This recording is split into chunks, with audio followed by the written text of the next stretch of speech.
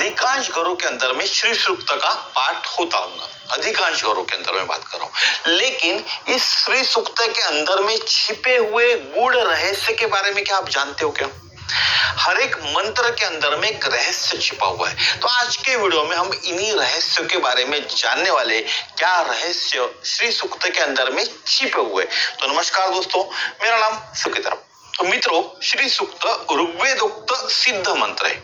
श्री सूक्त में 16 मंत्र है, और मंत्र है लेकिन मेन 16 मंत्र है। इसके प्रत्येक मंत्र में कुछ ऐसा गूढ़ रहस्य है, चमत्कार है, जिससे अथाह धन संपत्ति की प्राप्ति संभव है। यानी श्री सूक्त के जो 16 मंत्र है, पहले 16 मंत्र, उसके बाद के 11 नहीं, पहले 16 मंत्र के अंदर में ऐसी शक्ति छिपी हुई है कि जिससे अथाह धन संपत्ति की प्राप्ति हो सकती है। तो श्री सूक्त क्या है? श्री सूक्त ऋग्वेद का एक खील सूक्त है। ऋग्वेद के 5वें मंडल के अंत में यह मिलता है, यानी उपलब्ध होता है। सूक्त में मंत्रों की संख्या 15 है और 16वें मंत्र में फलश्रुति है। बाद में 11 मंत्र परिशिष्ट के रूप में उपलब्ध होते, यानी इसको लक्ष्मी सूक्त के नाम से भी जाना जाता है। यानी पहले जो 16 मंत्र है वह श्री सूक्त हुए और बाकी बचे हुए 11 मंत्र लक्ष्मी सूक्त कहलाता है।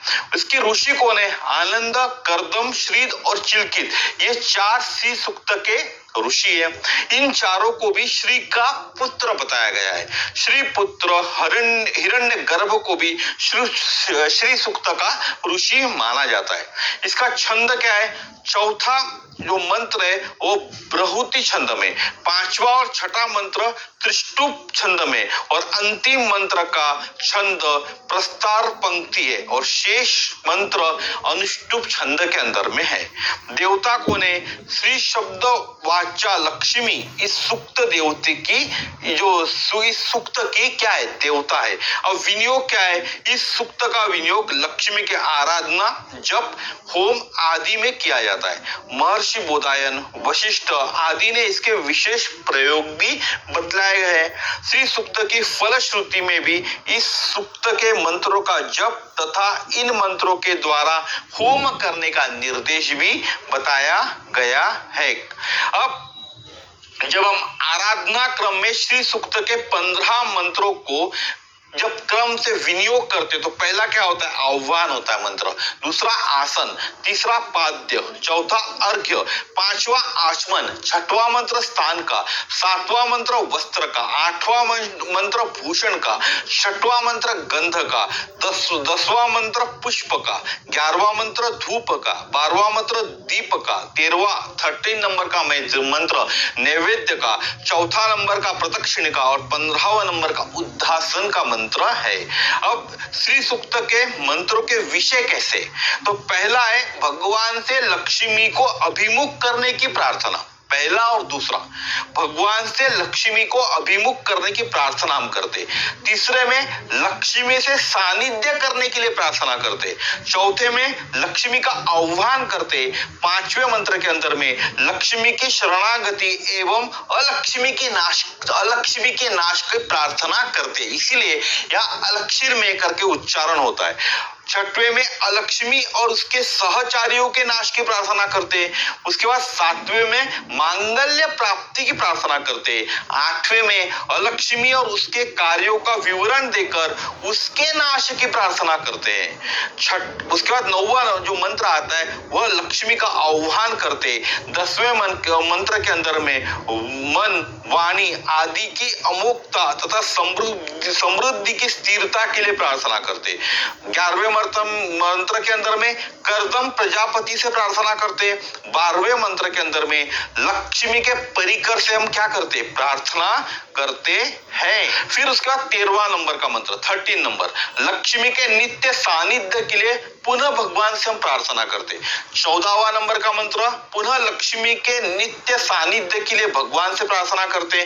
15 नंबर का भगवान से लक्ष्मी की आभिमुख्य की प्रार्थना करते। और 16 नंबर के अंदर में हम सिर्फ क्या करते? फलश्रुति करते हैं। तो यहाँ होता है श्री सूक्त खत्म। इसके बाद चालू होता है लक्ष्मी सूत्र।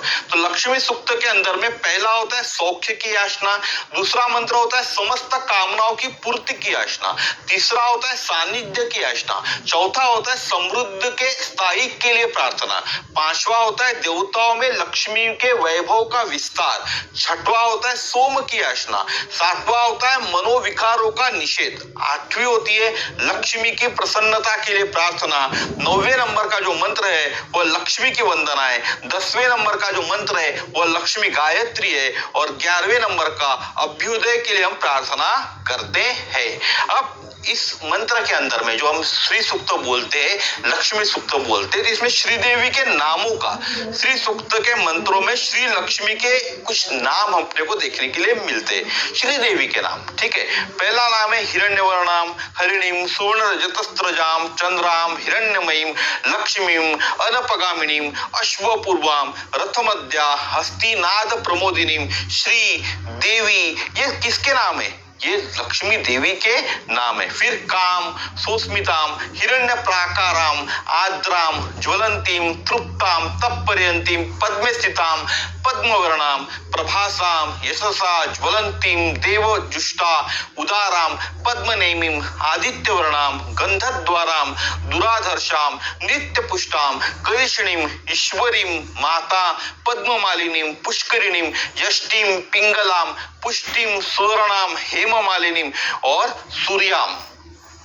और उसके बाद में जो लक्ष्मी सूक्त आता है उसके अंदर में भी लक्ष्मी के नामों का उल्लेख है।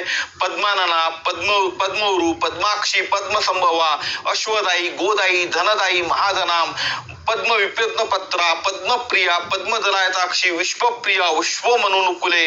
उसका सरसिरज निलया सरोज हस्ता धवलंतरा शुंक गंध माल्य शोभे भगवती हरिवल्लभा मनोज्ञा त्रिभुवन भूतकरी विष्णुपत्नी क्षमा माधवी माधव प्रियाम प्रिय सखी अच्युत वल्लभाम। ये सब किसके नाम है? ये भी लक्ष्मी के नाम है। उसके बाद महादेवी विष्णु पत्नी, ये सब किसके नाम है? लक्ष्मी देवी के ही नाम है। अब श्री तत्व क्या है?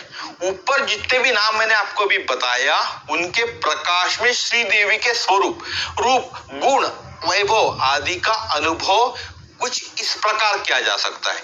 श्री देवी के दो प्रमुख नाम है, श्री और लक्ष्मी। श्री नाम से क्या प्रकट होता है? संपूर्ण जगत लक्ष्मी के अधीन है। वे भगवान की क्या करती है? सेवा करती है।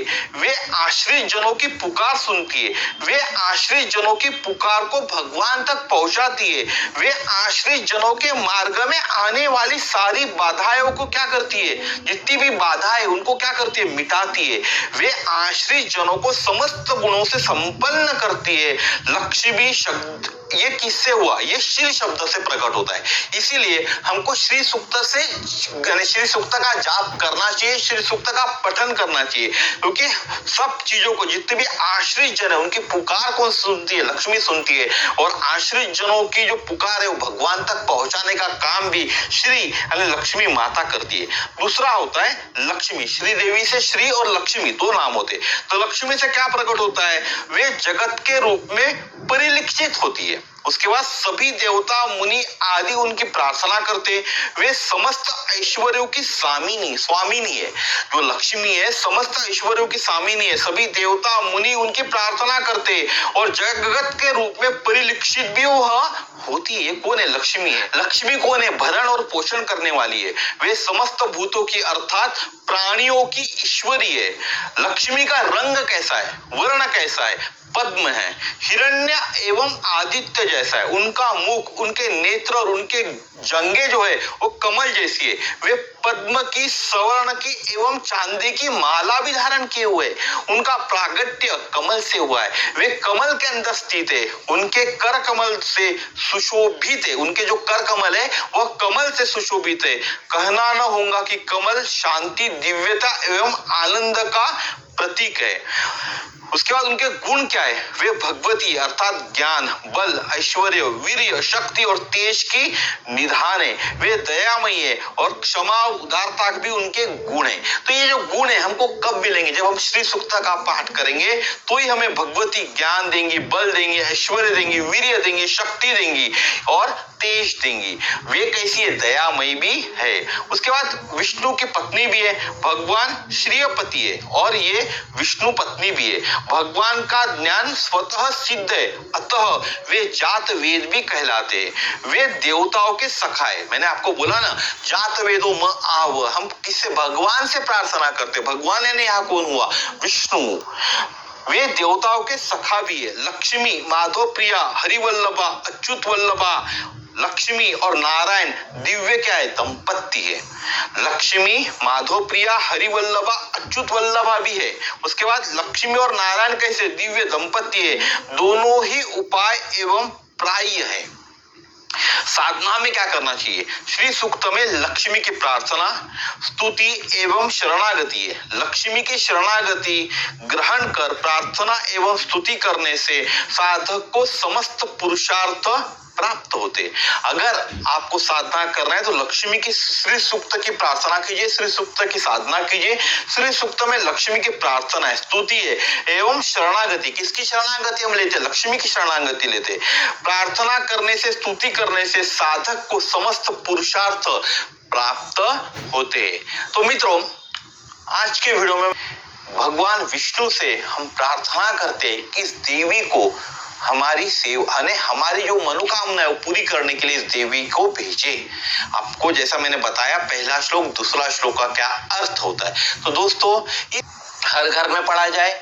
जो आज लोगों को परेशानी होती है, पैसों से लेकर हर चीज की परेशानी होती है, उन परेशानियों से उनको छूट मिले, उससे छुटकारा मिले। और जैसा मैंने आपको बताया कि कहाँ से पैदा हुई है, कहाँ से निकली है लक्ष्मी देवी, तो कमल से। तो इसीलिए अगर आप कमल के फूल के अंदर में श्री यंत्र की, कमल के फूल के अंदर में अगर आपके घर में श्री यंत्र है या लक्ष्मी की मूर्ति है, तो कमल के फूल के अंदर में श्री यंत्र या लक्ष्मी रखे और उसके ऊपर में रोज 16 बार श्री जो अपना श्री सूक्त है उसका जाप करे, उससे अभिषेक करे। श्री सूक्त का अभिषेक रोज 16 बार।